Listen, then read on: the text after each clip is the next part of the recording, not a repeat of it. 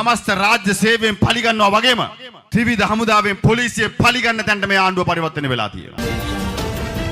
முன்னாள் ஜனாதிபதி மஹிந்த ராஜபக்ச செய்த ஊழல்கள் மற்றும் அவர் செய்த அநியாயங்களுக்கு அவரை 400 ஆண்டுகள் சிறை வைக்க வேண்டும் என முன்னாள் ராணுவ தளபதி சரத் பொன்சேகா தெரிவித்துள்ளார். நாட்டை விட்டு தாய்லாந்திற்கு தப்பியோடிய உதய கம்மன்வல தேடுதல் வேட்டைகள் ஆரம்பம். விடுதலை புலிகள் அமைப்பு இன்னும் இயங்கிக் கொண்டேதான் இருக்கின்றது. அவர்கள் கருத்தியல் ரீதியாக இப்போதும் செயற்பட்டு வருகின்றார்கள் என நாமல் ராஜபக்ச தெரிவித்துள்ளார். நாட்டை விட்டு தப்பியோடி துபாயில் தலைமறைவாகியுள்ள இசாரா செவ்வந்தி உறுதிப்படுத்தப்பட்டது தகவல்.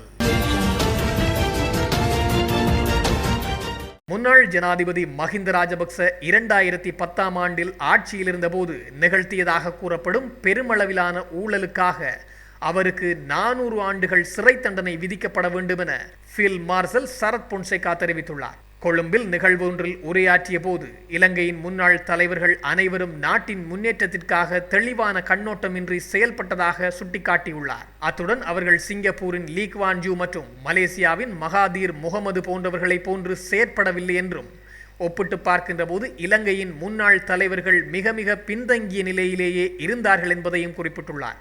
2010 மஹிந்த ராஜபக்ச தலைமையிலான அரசின் சீன பயணத்தின் போது 65 பேரை உத்தியோகபூர்வ சுற்றுப்பயணத்தில் ஸ்ரீலங்கா ஏர்லைன்ஸ் நிறுவனத்தில் அழைத்துச் சென்றதாகவும் அவர் இதன்போது சுட்டிக்காட்டியுள்ளார். எனவே ரணில் விக்ரமசிங்கவை போன்று மஹிந்த ராஜபக்சவும் விசாரிக்கப்பட வேண்டியவர் என்பதும் குறிப்பிடப்பட்டுள்ளது. தொடர்ந்தும் கருத்து தெரிவித்த அவர், ரணில் விக்ரமசிங்க என்னை அரசியலுக்கு கொண்டு வந்தவர். அவருடைய இந்த நிலையானது எனக்கு வருத்தம் அளிக்கின்றது. ஆனால் இந்த வழக்கில் அரசாங்கம் உருவாக்கிய முன்னுதாரணத்தை நான் பாராட்டுகின்றேன் எனவும் சரத் பொன்சேகா தெரிவித்துள்ளார். அதன்படி ராஜபக்ச போன்ற ஒருவருக்கு சுமார் 400 ஆண்டுகள் சிறை தண்டனை விதிக்கப்பட வேண்டும் என்பதையும் குறிப்பிட்டுள்ளார்.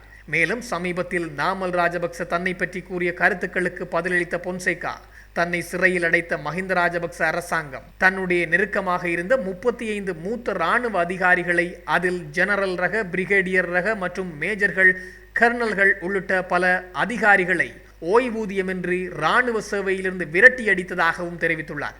எனவே அதே நாமல் ராஜபக்ச தான் தற்போது தேசிய வீரர்கள் பற்றியும் இந்த அரசாங்கம் பற்றியும் கடுமையாக விவாதித்து வருவது மிக முக்கியமான விடயமாகும்.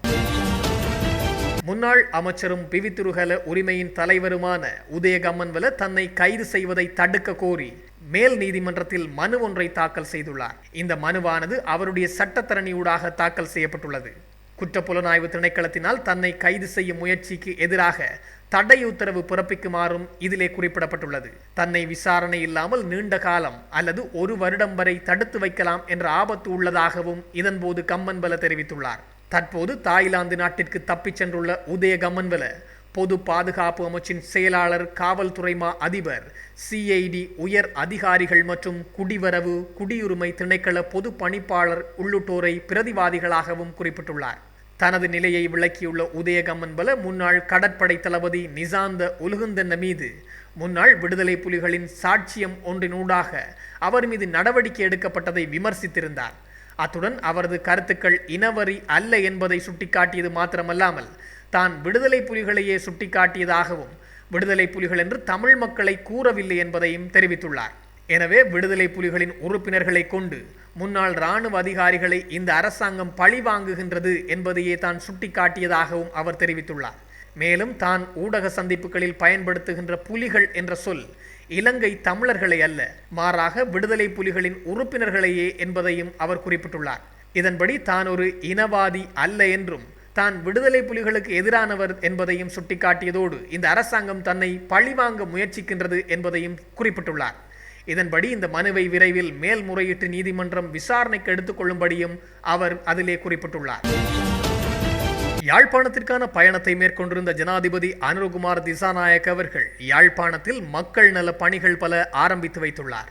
இதிலே மிக முக்கியமாக யாழ்ப்பாணம் மயிலட்டி துறைமுக அபிவிருத்திக்கென்று அங்கே அடிக்கல் நாட்டுகின்ற அந்த நிகழ்வுகளிலும் கலந்து கொண்டுள்ளார். அத்தோடு யாழ்ப்பாணத்திலே அமைக்கப்பட்டுள்ள குடிவரவு மற்றும் குடியகல்வு திணைக்களத்தினையும் அவர் திறந்து வைத்துள்ளார். மேலும் மிக முக்கியமான விடயமாக யாழ்ப்பாணத்தின் மண்டைதீவு பகுதியிலே உருவாக்கப்பட்டு வருகின்ற சர்வதேச கிரிக்கெட் மைதானத்திற்கான அடிக்கல் நாட்டுகின்ற நிகழ்விலும் அனுரகுமார் திசாநாயக்க கலந்து கொண்டு அடிக்கல்லும் நாட்டப்பட்ட விடயம் மிக முக்கியமான விடயமாக மாறியுள்ளது. அத்தோடு திடீரென அறிவிக்கப்படாத முறையிலே கச்சைதீவுக்கான பயணத்தையும் அவர் மேற்கொண்டுள்ளமையும் மிக முக்கியமான விடயமாக மாறியுள்ளது. கச்சைதீவை மக்களுக்காக பாதுகாக்கும் பொறுப்பை நிறைவேற்றுவேன் என்றும் எந்த செல்வாக்கைக்கும் அடிபணிய மாட்டேன் என்றும் ஜனாதிபதி யாழ்ப்பாணத்தில் தெரிவித்துள்ளார். யாழ்ப்பாணத்தில் நேற்று இடம்பெற்ற மக்கள் சந்திப்பின் போதே இந்த விடயத்தை தெரிவித்துள்ளார். கச்சைதீவை இலங்கையிடமிருந்து மீட்டெடுக்குமாறு தமிழகத்திலிருந்து பல அழுத்தங்கள் சென்றுள்ளது. இதன் அடிப்படையில் இறுதியாக நடிகர் விஜய் அவர்களுடைய மாநாட்டிலும் கூட இந்த கச்சைதீவு பற்றிய விடயமானது மிக பெரும் பேசுபொருளாக இருந்தது. இந்த நிலையிலேயே இலங்கையிலிருந்து கடும் அழுத்தங்கள் சென்றுள்ளது. அதன் அடிப்படையிலேயே அனுரகுமார் திசாநாயக்கனுடைய இந்த கருத்தும் அமைந்துள்ளதாக தெரிவிக்கப்பட்டுள்ளது.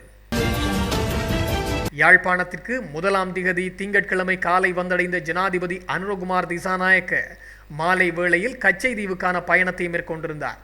இந்த பயணமானது அறிவிக்கப்படாத திடீர் பயணமாக அமைந்திருந்ததாகவும் சொல்லப்பட்டுள்ளது. வடக்கு பிராந்தியத்தில் 2 நாள் பயணமாக சென்றிருந்த ஜனாதிபதி திங்கட்கிழமை மாலை 5 மணியளவில் ஊர்காவல் துறையிலிருந்து 4 படகுகளில் கச்சைதீவு நோக்கி பயணித்தார். இந்த விஜயத்தின் போது ஜனாதிபதி அங்குள்ள கடற்படை அதிகாரிகளுடன் கலந்துரையாடினார். அவர்களின் பிரச்சினைகளை கேட்டறிந்தார். இதேவேளை மீனவர்கள் எதிர்கொள்ளும் சவால்கள் குறித்தும் ஜனாதிபதி கேட்டறிந்ததாகவும் தெரிவிக்கப்பட்டுள்ளது. கொழும்பு புதுக்கடை நீதிமன்றத்திற்குள் கடந்த 2ஆம் மாதம் 19ஆம் திகதி பாதாள உலக குழுவைச் சேர்ந்த கணமுல்ல சஞ்சீவ என்பவர் சுட்டு படுகொலை செய்யப்பட்ட சம்பவம் தொடர்பில் போலீசாரால் தேடப்பட்டு வரும் இசாரா செவ்வந்தி என்ற பெண் வெளிநாட்டுக்கு தப்பிச் சென்றுள்ளதாக தகவல் கிடைத்துள்ளதாக குற்றத்தடுப்பு விசாரணை பிரிவினர் தெரிவித்துள்ளனர். இந்தோனேசியாவில் குற்றப்புலனாய்வு திணைக்கள அதிகாரிகள் மற்றும் இந்தோனேசிய போலீசார் 7 நாட்கள் மேற்கொண்ட விசேட சுற்றி வளைப்பு நடவடிக்கைகளின் போது கெசல்பத்ர பத்மே, கொமாண்டோ சலிந்து மற்றும் பாணந்துர நிலங்க உள்ளிட்ட 6 பேர் அடங்கிய பாதாள உலக கும்பல் சிக்கியது. இந்தோனேசியாவில் கைது செய்யப்பட்ட பாதாள உலக கும்பல் ஞாயிற்றுக்கிழமை இலங்கைக்கு அழைத்து வரப்பட்டிருந்தார்கள். அவர்கள் போலீஸ் தடுப்பு காவலில் வைத்து விசாரணை செய்யப்பட்டு வந்தார்கள். இவ்வாறு போலீஸ் தடுப்பு காவலில் வைக்கப்பட்டுள்ள தெம்பிலி, லஹிரு மற்றும் பெக்கோ சமன் ஆகியோரிடம் நடத்தப்பட்ட விசாரணைகளின் போது கணமுல்ல சஞ்சீவ என்பவர் சுட்டு கொலை செய்யப்பட்ட சம்பவத்துடன் தொடர்புடைய இசாரா செவ்வந்தி என்ற பெண் தொடர்பில் பல தகவல்கள் கிடைத்துள்ளது. இந்த கொலை சம்பவம் தொடர்பாக இன்னும் பல தகவல்கள் போலீசாருக்கு வழங்கப்பட்டுள்ளது. இதன் அடிப்படையில் இசாரா செவ்வந்தி என்ற பெண் வெளிநாட்டுக்கு தப்பிச் சென்றுள்ளதாக விசாரணைகளின் போது தெரிய வந்துள்ளதாக குற்றத்தடுப்பு விசாரணை பிரிவுக்கு அவர்கள் வாக்குமூலம் வழங்கியுள்ளனர். தமிழீழ விடுதலை புலிகள் அமைப்பு இன்னும் கருத்தியல் ரீதியாக தோற்கடிக்கப்படவில்லை என பொதுஜன பெரமுன கட்சியின் தேசிய அமைப்பாளர் நாமல் ராஜபக்ச தெரிவித்துள்ளார். விடுதலை புலிகளுக்காக சர்வதேசத்தில் நினைவகம் அமைக்கப்படுகிறது என்றும் இதன்போது சுட்டிக்காட்டியுள்ளார். அவர் மேலும் கருத்து தெரிவிக்கையில், இந்த நாட்டில் பயங்கரவாதத்தை இல்லாதொழித்து நாட்டு மக்களுக்கு உயிர் பயமின்றி வாழ்வதற்குரிய சூழ்நிலையை ஏற்படுத்திய படையினர் மீண்டும் வேட்டையாடப்படுகின்றார்கள். புலிகள் அமைப்பு கட்டமைப்பு ரீதியாக தோற்கடிக்கப்பட்டாலும் அதன் பிரிவினைவாத கருத்தியல் இன்னும் முடிவுறவில்லை. விடுதலை புலிகளுக்காக சர்வதேசத்தில் நினைவகம் அமைக்கப்பட்டு வருகின்றது. முன்னாள் கடற்படை தளபதி ஒருவர் சிறை வைக்கப்பட்டுள்ளார். அடையாள அணிவகுப்பில் புலி உறுப்பினர் ஒருவரே சாட்சியம் அளித்துள்ளார். இப்படியான நிலை வருமென அந்த கடற்படை தளபதி நினைத்து பார்த்திருக்க மாட்டார். இப்படியான நிலையே இங்கு நிலவுகிறது.